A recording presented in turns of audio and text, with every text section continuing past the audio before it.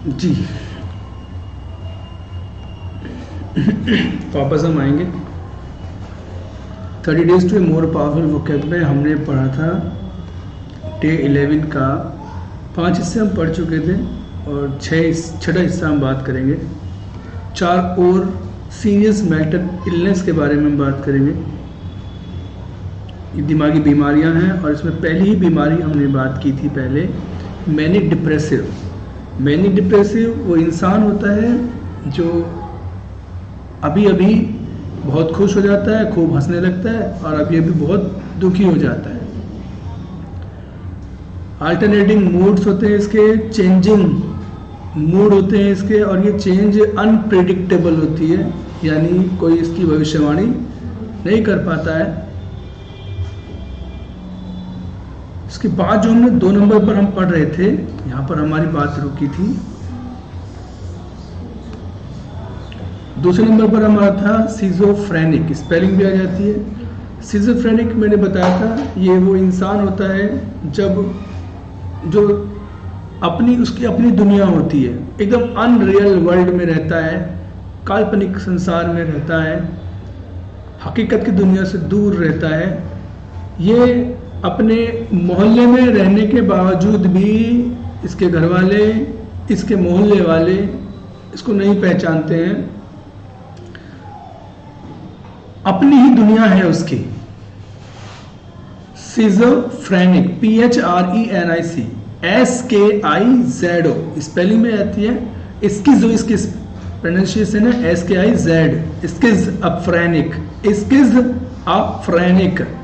ये क्या है? ये इज ए स्प्लिट, टूटा फूटा या बिखरा हुआ। स्प्लिट और डिवाइडेड, स्प्लिट का मतलब डिवाइडेड, बिखरा हुआ या बटा हुआ, ये बिखरी हुई या बटी हुई पर्सनालिटी होती है। स्किज़ोफ्रेनिक डिवाइडेड पर्सनालिटी होती है। ही loses contact with his environment, वह अपने, ये व्यक्ति अपने एनवायरमेंट, जिस वातावरण में वो रहता है, उस वातावरण से ये आदमी कांटेक्ट खो देता है, लूज कर देता है कांटेक्ट। यानी जिस जगह रह रहा है, जिस वातावरण में रह रहा है, उस वातावरण में वो अपने आप को लॉस कर देता है, अपने contact. Lives in an unreal world of his own, वो अपनी ही दुनिया में जीता है। जिस माशरे में, जिस एटमॉस्फेयर में, जिस वातावरण में वो जी रहा है, उससे दूर, उससे कांटेक्ट काट लेता है अपना, अपनी ही उसकी दुनिया में वो अनरियल। देखिए इसमें एक वर्ड है अनरियल, ये वास्तविक संसार नहीं होता उसका, बस काल्पनिक संसार, उसका अपनी दुनिया है। और वो कैसा बनाया उसने? The world of his own making, उसने खुद बनाई वो दुनिया। एंड ऑफन इमेजिन्स, अक्सर वो इमेजिन करता है, अक्सर वो कल्पना करता है कि ही इज समवन एल्स, वो कोई और है, वो इस दुनिया का है नहीं, वो कोई और है, इस दुनिया का है नहीं। अपने आप को इस दुनिया से बिल्कुल अलग, बिल्कुल बेगाना समझता है, अलग, कि ये लोग हमारे काम के नहीं है, ये हमारे मतलब के नहीं है, हम इस दुनिया के आदमी नहीं है, हम अलग आदमी हैं। ये आदमी होता है हमारा schizophrenic, schizophrenic, SCHIZO, स्किज़ो, PHRENIC, schizophrenic.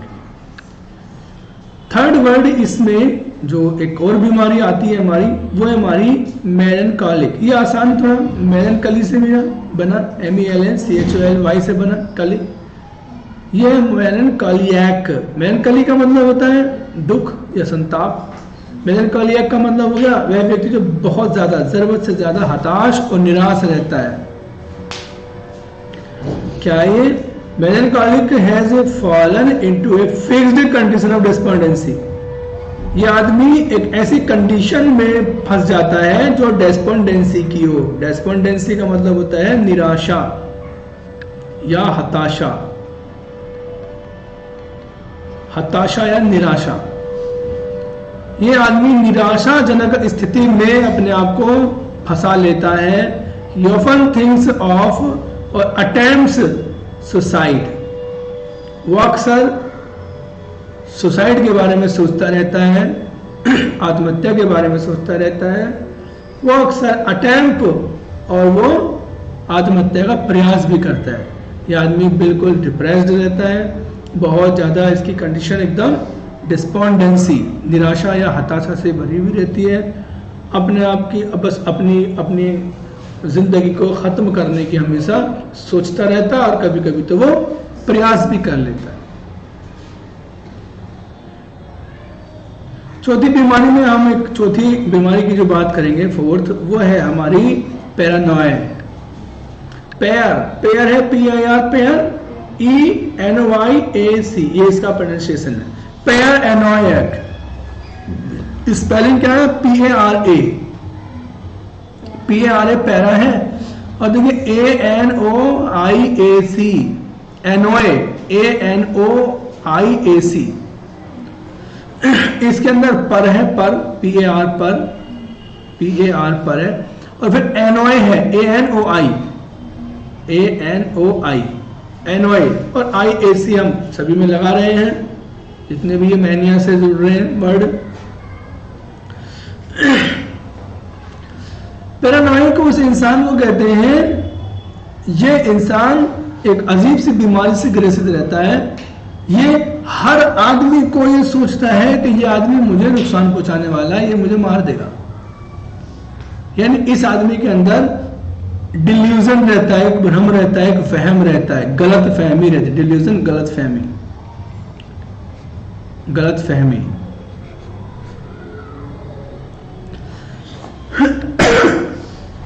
इस आदमी के अंदर गलत फहमी रहती है ऑफ परसिक्यूशन। कोई आदमी उसका बुरा कर रहा है। परसिक्यूट का मतलब होता है किसी का बुरा करने के लिए, बुरा चाहने के लिए उसके पीछे पीछे जाना। परसिक्यूट यानी he imagines that people are trying to poison him। वो कल्पना करता है इस बात की कि लोग कोशिश कर रहे हैं उसको पॉइजन, उसको जहर पिलाने की, यानी लोग उसको मारने की कोशिश कर रहे हैं, लोग उसको मारने की साजिश रच रहे हैं। That he is being pursued by enemies।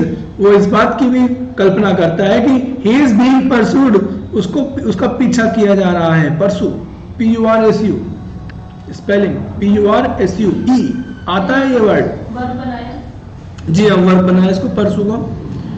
Being pursued bye enemies, उसको एक गलत फहमी इस बात की होती है कि दुश्मन उसका पीछा कर रहे हैं। That everyone is against him, उसको इस बात की का अंदेशा रहता है, भ्रम रहता है कि एवरीवन इज अगेंस्ट हिम, हर आदमी उसके खिलाफ है। ये आदमी क्या है? पर एनोइक है, पैर एनोइक। PAR पार अलग है, ANOI एनोए AC एनोइक, ठीक है ना, याद रखेंगे। पैरानोइक उस इंसान को कहते हैं, ये इंसान हमेशा डरा रहता है कि कोई आदमी उसे मार देगा, कोई आदमी उसका पीछा कर रहा है, उसके दुश्मन उसको खोज रहे हैं, और ये भी दुश्मन से मिला हुआ है, जिससे मैं बात कर रहा हूँ ये भी दुश्मन से मिला हुआ है, ये मुझे मार देंगे। इसको अजीब सी ये बीमारी रहती, एक गलत फहमी रहती, डिल्यूजन रहता है उसको। और इस बीमारी को कहते हैं पैरानोया, PARANOIA। ये बीमारी का नाम पैरानोया है।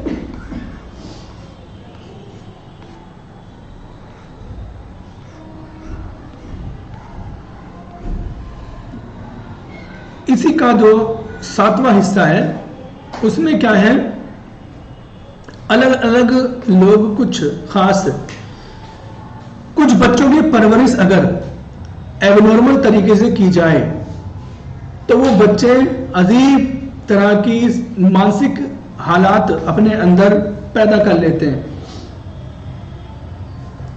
नॉर्मली क्या होता है, एक परिवार के अंदर माँ बाप होते हैं, बच्चे होते हैं, और वो बच्चे बहन भाई आपस में, माँ बाप बहन भाई बेटा बेटी, ये सब आपस में एक साथ रहते हैं, और उन सब बच्चों को ये पता रहता है कि ये मेरी बहन है, ये मेरा भाई है, ये मेरे पापा है, ये मेरी मम्मी है। वो जो बच्चे बड़े हो जाते हैं, शादी लायक होते हैं, तो उन बच्चों को भी ये भी पता रहता है क्योंकि ये हमारे के पड़ोस के चाचा हैं, ये हमारी पड़ोस की चाची हैं, ये ताई जी हैं, ये ताऊ जी हैं, ये मेरी सगी बहन है, इससे मेरी शादी नहीं हो सकती है, ये मेरी माँ है, इससे भी मेरी शादी नहीं हो सकती है। हाँ, अगर कोई दूसरी लड़की बाहर जिससे उसकी शादी तय होती है, उससे उसकी शादी हो जाती है, यानी उसको ये रिश्तों की समझ हो जाती है कि ये रिश्ता, इस रिश्ते के अंदर उसकी शादी हो जाएगी, उस अंदर उसकी शादी नहीं होगी। यदि इस तरह की फीलिंग अगर मैं अपनी माँ के साथ अपनी शादी की बात सोचूं तो ये बहुत ही खतरनाक होगा। या एक बाप अपनी बेटी के प्रति अगर उस तरह की भावना रखे तो वो भी बहुत खतरनाक होगा। तो ये तो हमारा जो तरीका है जिंदगी जीने का, ये नॉर्मल है। ज़्यादातर जो फैमिलीज हैं वो ऐसे ही रहती हैं, लेकिन कुछ फैमिलीज जिनके अंदर न चाचा का पता हो न पापा का पता हो, एक माँ बाप अपने सिर्फ बेटे के साथ रहते हैं, दुनिया तीसरे आदमी का उनको पता नहीं रहता है, तो वो बच्चे बाकी रिश्तों के बारे में जानकारी उनको नहीं हो पाती है। उससे बड़े खतरनाक परिणाम भी होते हैं। हम सब लोगों ने साइकोलॉजी में बीएड में जब पढ़ा तो उसमें सिगमंड फ्रायड की थ्योरी पढ़ी थी, और वही सिगमंड फ्रायड जो साइकोलॉजिस्ट हैं उन्होंने ये कहा है कि according to Freudian psychology the person who has grown up without successfully adjusting to the parent child relationship, वह आदमी जो बड़ा हुआ है, हु हैज ग्रोन अप, जो बड़ा हुआ है बिना एडजस्टमेंट के अपने पेरेंट्स चाइल्ड रिलेशनशिप के बिना, यानी जो एक रिलेशनशिप परिवार में बच्चों का और माँ बाप का होता है, उस रिलेशनशिप में अपने आप को बिना एडजस्ट किए जो बच्चे बड़े हो जाते हैं, या to his own place in the family constellation में develop either of the following. Family constellation, constellation का मतलब होता है ग्रुप, कॉन्स्टिलेशन का मतलब, कॉन्स्टिलेशन वैसे होता है, कॉन्स्टिलेशन होता है स्टार्स का, सितारों का जो मंडल होता है, सितारों का जो ग्रुप होता है, गुच्छा, हाँ क्लस्टर गुच्छे को कहते हैं, और कॉन्स्टिलेशन ऑफ स्टार्स, स्टार्स के झुंड को कॉन्स्टिलेशन कहते हैं। गैलेक्सी और कॉन्स्टिलेशन, गैलेक्सी पूरी सितारों की गंगा से होती है, और कॉन्स्टिलेशन जैसे पुच्छल तारे का होता है, सप्तऋषि मंडल 7 तारों का एक ग्रुप होता है, तो कॉन्स्टिलेशन उसको कहते हैं कॉन्स्टेलेशन ऑफ स्टार्स। स्पेलिंग आती है CON कन है, और देखिए स्टेला पूरी है STELLA, CON कन है, और फिर स्टेला STELLA स्टेला, और बाद में TION कंस्टेलेशन।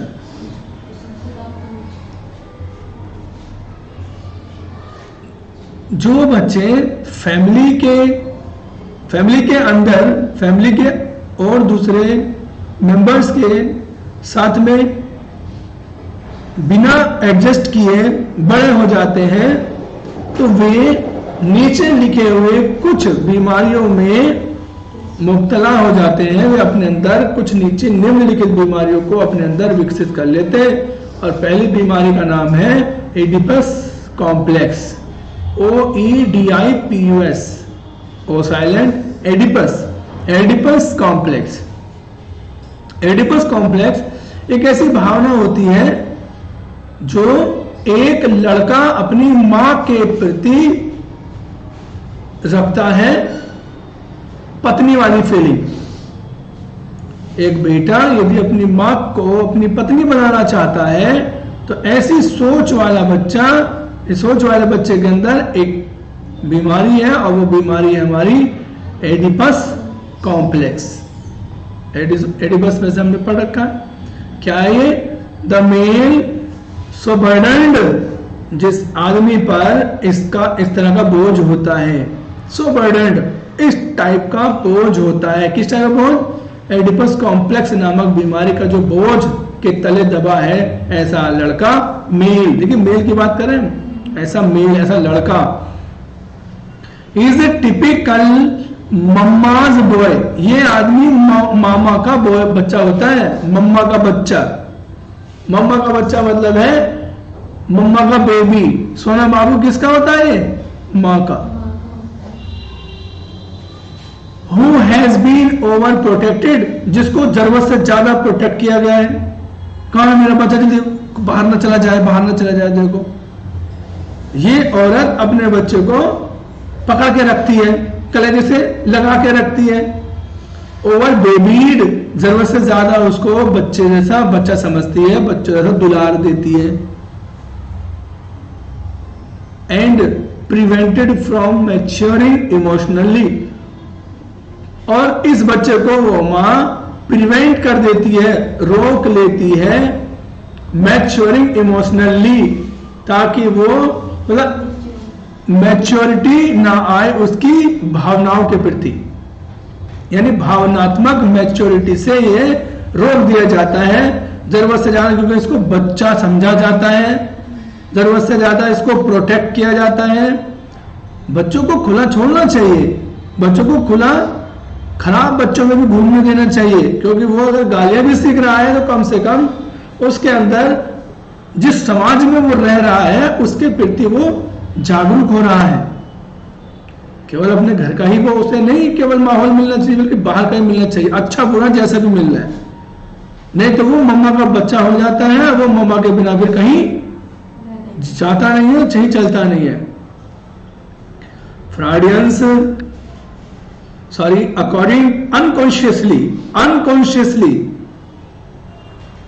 सचेत होकर के नहीं, अचेत होकर के, गैर इरादतन। According to Freudians, he has a repressed desire to kill his father। ये बच्चा कैसा हो जाता है? उसके अंदर रिप्रेस्ड डिजायर, दबी हुई इच्छा। रिप्रेस का मतलब ऐसी इच्छा जिसको रिप्रेस, दबाया गया हो। इस बच्चे के अंदर दबी हुई इच्छा होती है टू किल हिज फादर, कि वो अपने बाप को मार दे, वो अपने बाप को मारना चाहता है, एंड मैरी हिज मदर, और अपनी माँ से शादी करना चाहता है। ऐसे बच्चे, इस तरह की भावना रखने वाले बच्चों के अंदर एक बीमारी होती है, और वो होती है हमारी एडिपस कॉम्प्लेक्स। एडिपस कॉम्प्लेक्स खास तौर पे एडिपस कॉम्प्लेक्स सौतेली माँ और बेटे के बीच में पाया जाता, देखने को मिलता है। दूसरी परेशानी इस तरह की है हमारी एन इलेक्ट्रा कॉम्प्लेक्स।